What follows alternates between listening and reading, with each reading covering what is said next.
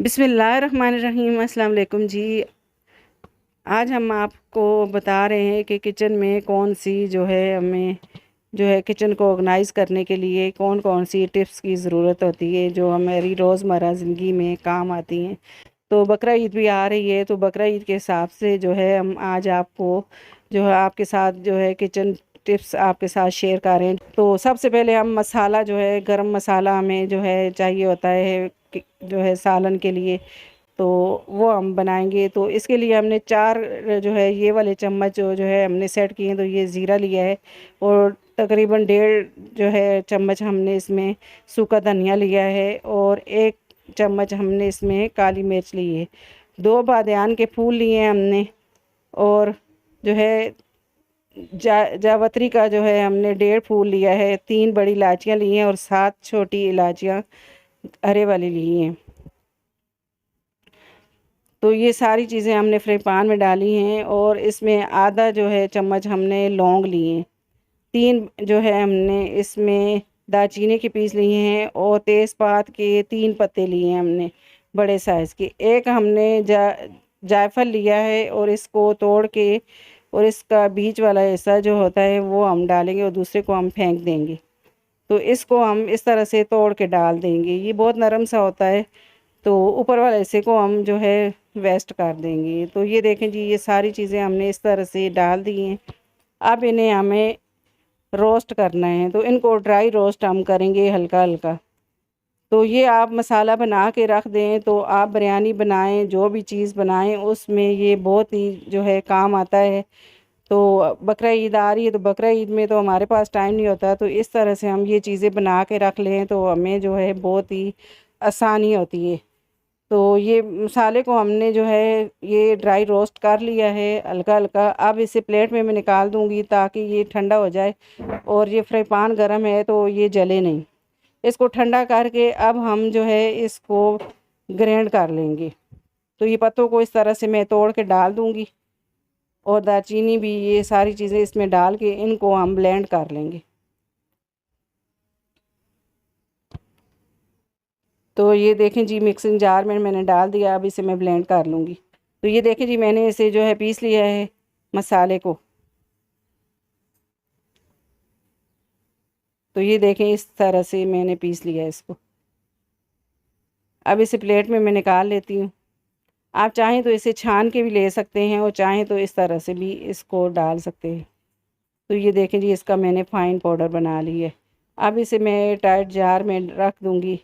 तो जब भी आपको बिरयानी बनानी हो, कौरमा बनाना हो, कढ़ाई बनानी हो, पुलाव बनाना हो, तो ये सब में आप इसको इस्तेमाल कर सकते हैं। एक बार बना के रख दें तो ये आपके लिए बहुत ही यूज़फुल होगी ये वाली मेरी टिप।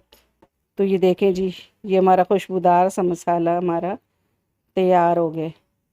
अब टिप नंबर 2 हम आपको बता रहे हैं। तो ये लहसुन हमने लिए हैं, तो ये बड़े वाले लहसुन तो हमने आसानी से छील लिए थे। ये देखें, इनका छिलका हमने उतार लिया था। इनको भिगो के पानी में रखा था और इनका आसानी से हमने छिलका उतार लिया। जो छोटे लहसुन रह जाते हैं तो इनको भी ज़ाया हमें नहीं करना चाहिए। तो इनको मैंने देखें जी, इस तरह से इनको आपको इसका पाउडर बनाना आपके साथ शेयर कर रही हूँ। तो ये इस तरह से छोटे लहसुन के हमने इस तरह से इन गिरियों को अलग कर लेना है। चाहें तो आप इन्हें धो के भी ले सकते हैं, लेकिन ऊपर वाला छिलका उतर जाता है तो बाकी जो लहसुन होता है वो साफ़ ही होता है। तो ये देखें जी, मैंने ये इस तरह से इनकी जो गिरियाँ हैं अलग कर ली हैं और इन्हें साफ़ कर लिया है। अब इसी तरह से छिलकों के साथ हम इन्हें ब्लेंड कर लेंगे। मोटा मोटा दरदरा सा हम इनको कूट लेंगे, जैसे मतलब दरदरा सा इसका पाउडर बनाना है। तो ये देखें जी, ये मैंने मिक्सचर में डाल दिया है। अब इसे मैं ब्लेंड कर लूँगी मोटा मोटा। तो ये देखें जी, मोटा मोटा मैंने इनको पीस लिया है। इतना पेस्ट नहीं बनाना, बस मोटा मोटा पीसना है। तो इनको छिलकों के साथ ही हमने पीसना है। तो ये देखें इस तरह का। अब एक बर्तन हम लेंगे तो उसमें इसको डालेंगे। तो ये देखें इस तरह का। तो ये एक बर्तन में मैंने इस तरह से कागज़ रख दिया है। तो इसके ऊपर मैं इस तरह से ये सारा लहसुन डाल दूँगी। आजकल धूप भी बहुत तेज़ है, तो ये आप आसानी से इनको हम धूप पे रख के सुखा सकते हैं। तो इस तरह से मैं फैला दूँगी इसको। तो इसे धूप पे रख दूँगी ऊपर से कपड़ा डाल के। तो ये देखें जी, हमने इसको धूप पे रखा है। तो मैंने 1 दिन रखा है, तो आप चाहें तो इसे 2 दिन तक रख के तो आप जो है इसको पीसें तो ये बहुत ही आसानी से इसका फ़ाइन पाउडर बन जाता है। मैंने इसको 1 दिन ही रखा है, मुझे वीडियो बनानी थी तो मैंने 1 ही दिन इसको लहसुन को धूप में रखा है। तो अब इसका मैं पाउडर बना लूँगी। तो मैंने मिक्सिंग जार में डाल दिया इसको। अभी भी ये खुश्क हो गया है तो ये आसानी से पिस जाएगा। अगर ना पिसे तो इसमें आप नमक डाल के तो थोड़ा सा तो इसको पीस लें, तो ये बहुत ही आसानी से पिस जाता है। तो अब इसे मैं ब्लेंड कर लूँगी। इसे 2 दिन धूप पे रखें तो ये बहुत ही आसानी से हो जाता है। तो मैंने इसे 1 दिन धूप पे रखा है। तो ये देखें जी, इसे मैंने इस तरह से पीस लिया है। अब इसको मैं छन्नी लेके, मोटे वाली छन्नी लेके तो इसको मैं छान लूँगी, ताकि इसका ऊपर वाला छिलका जो होता है वो निकल जाए लहसुन का। तो मैं इसे छान लूँगी। बारीक वाला जो है लहसुन जो है वो नीचे छन्नी से निकल जाएगा और छिलके इसके रह जाएंगे। तो ये देखा जी, ये छिलके इसके ऊपर से रह गए हैं, तो ये पाउडर नीचे आ गया देखें। तो इसे धूप पे 2 दिन रखें तो ये आसानी से हो जाता है, लेकिन मैंने 1 दिन रखा है, फिर भी ये देखें जी पाउडर बन गया है। तो ये हमारा लहसुन पाउडर, होममेड लहसुन पाउडर बन के तैयार हो गया है। तो ये वाले इंशाल्लाह आपको ये वाली मेरी टिप भी पसंद आएगी। अभी हम आपको टिप नंबर 3 बता रहे हैं। अदरक है तो अदरक भी जो है हम इसका भी पाउडर बनाएंगे। तो ये अदरक लिए मैंने, तो इसको मैंने अच्छे तरीके से धो लिया है। अब इस तरह से छुरी से जो जो है ख़राब वाली अदरक है तो हम इसको जो है उतार लेंगे, और इस तरह से छिलके के साथ ही हम इसको इस तरह छोटे छोटे पीसों में काट लेंगे। तो ये अदरक को मैंने काट लिया है। तो अब अदरक को भी मैं ग्राइंड कर लूँगी। तो ये मिक्सिंग जार में मैंने अदरक डाल दी है। अब इसे मैं ब्लेंड कर लूँगी मोटा मोटा। तो ये देखें जी, अदरक भी हमने इस तरह से मोटी मोटी जो है करके, तो इसको भी हमने इस तरह से कागज़ के ऊपर फैला देना है।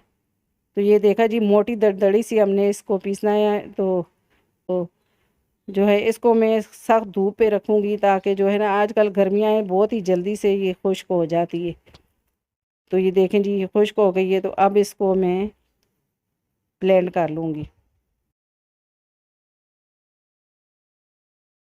तो ये देखें जी, मिक्सिंग जार में मैंने डाल दिया और इसका पाउडर बना लूँगी।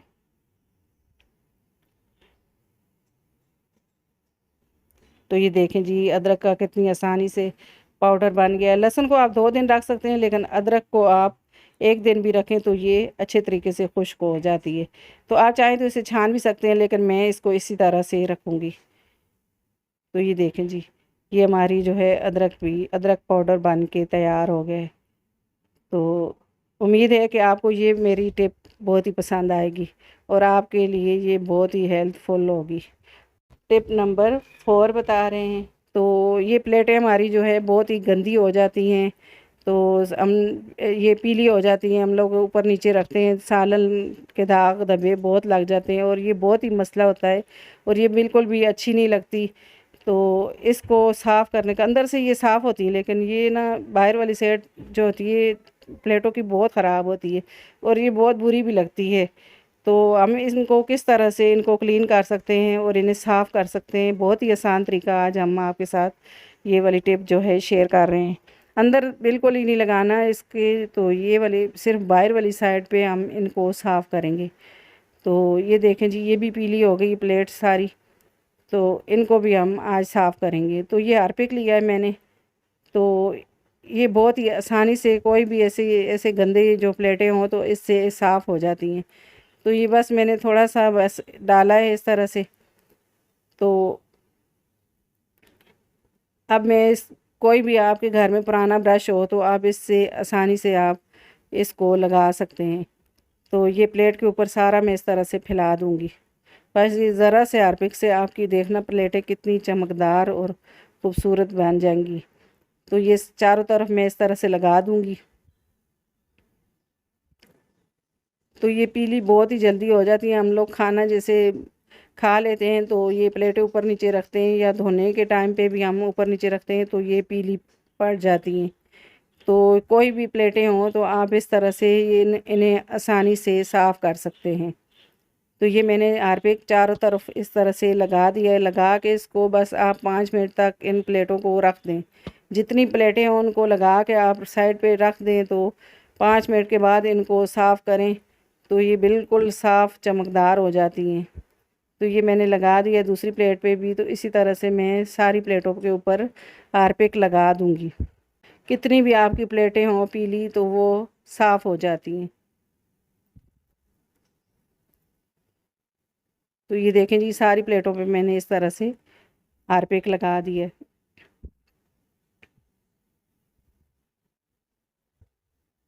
अब ये एक छोटी वाली कटोरी है तो इसके ऊपर भी मैं लगा दूँ।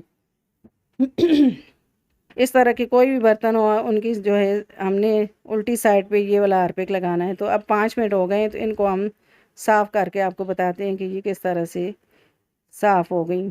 अब ये देखें जी, हमने ऊपर इस तरह से पानी डाल दिया है और इसको धो के हम बताते हैं आपको। तो ऊपर से इस तरह से हल्का हल्का बस करें तो ये बिल्कुल साफ़ हो जाती हैं। बस हल्का हल्का साबुन लगा के मारें तो ये बिल्कुल प्लेट आपकी नई बन जाती हैं। तो ये देखें जी, कितनी पीली थी और कितनी साफ़ हो गई, कितनी आसान तरीके से। तो इसी तरह से मैंने सारी प्लेटें साफ़ कर ली। देखें जी, बिल्कुल नई और चमकदार हो गई हैं। उम्मीद है कि ये वाली टिप भी आपको मेरी पसंद आई होगी। तो टिप नंबर 5, अब जो है हमने छुरियाँ हमारी जो पुरानी हो जाती हैं उनको हम आपको इस्तेमाल का तरीका बताएंगे कि आप उनको नया करके किस तरह से दोबारा से इस्तेमाल में ला सकते हैं। ये पुराने वाली छुरियाँ हैं मेरी, तो इनको मैं आज आपको बताऊंगी कि इनको आप दोबारा से किस तरह से यूज़ कर सकते हैं। तो ये देखें जी, बहुत ख़राब हो गई, ये कुछ भी नहीं काट रही। और ये देखें जी, टमाटर भी नहीं काट रहा, हालांकि ग्रीन टमाटर है तो ये भी नहीं काट रहा। तो टमाटर ज़रा काटना बहुत मुश्किल हो जाता है। तो ये छुरी बिल्कुल भी ख़राब है हमारी। तो ये एक कप लिया है तो इससे आसानी से आप छुरी को तेज़ कर सकते हैं। तो ये देखें जी, इसको थोड़ा थोड़ा बस इस तरह से हम 1 से 2 मिनट तक इस तरह से हम इसको रगड़ेंगे और बिल्कुल ही हमारी जो है छुरी नई वाली हो जाती है। पुरानी छुरियाँ आप इस तरह से यूज़ कर सकते हैं। तो इस तरह से मैं इसको 1 से 2 मिनट तक इस तरह से रगड़ूंगी और छुरी हमारी तेज़ हो जाएगी।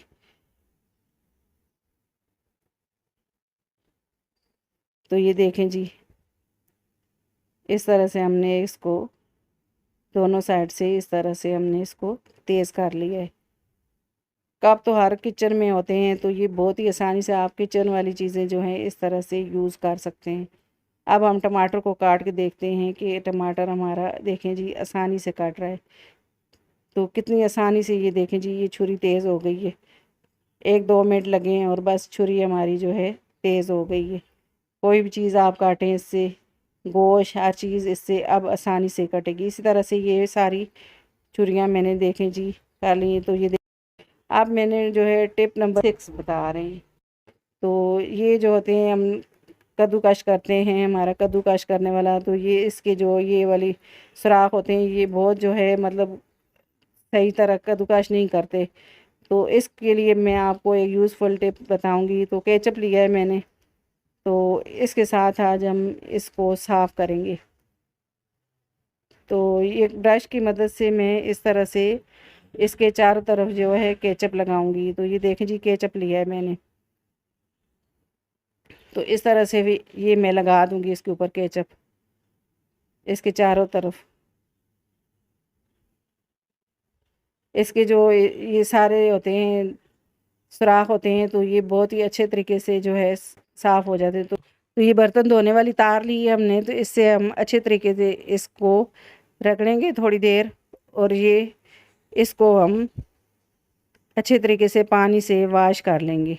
ये चारों तरफ से हमने इससे तार से इस तरह से रगड़ा है और ये इसको हम धो लेंगे अच्छे तरीके से। तो ये देखें जी, हमारा जो है ये कद्दूकश करने वाला बिल्कुल जो है ये साफ़ भी हो गया है और इसके जो ये सुराख होते हैं ये अच्छे तरीके से काम करेंगे। उम्मीद है कि मेरी ये वाली टिप भी आपको पसंद आई होगी। तो अगर आपको मेरी ये टिप पसंद आई हैं तो मेरी वीडियो को लाइक करें, मेरी वीडियो को शेयर करें और मेरे चैनल को सब्सक्राइब करें और घंटी के बटन को लाजमी दबाएं ताकि मेरी हर आने वाली वीडियो आपको बर वक्त मिले। अल्लाह हाफिज़।